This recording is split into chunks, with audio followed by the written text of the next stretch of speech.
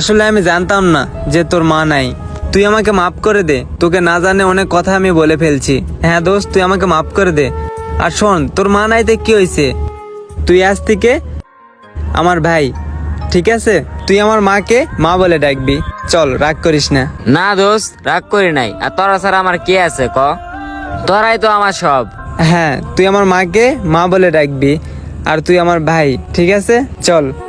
যার মা নেই সে বোঝে যে মা না থাকা কতটা কষ্টকর, আর যাদের মা আছে তারাই বোঝে যে মায়ের মর্মটা কি জিনিস। আর যাদের মা নাই তারা বোঝে না যে মায়ের ভালোবাসাটা কি একটা প্রাপ্য।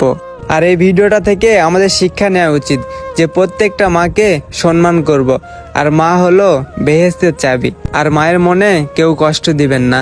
আশা করি ভিডিওটা যদি আপনাদের একটু পরিমাণে ভালো লাগে থাকে তাইলে অবশ্যই লাইক, কমেন্ট, শেয়ার করে পাশে থাকবেন। ধন্যবাদ।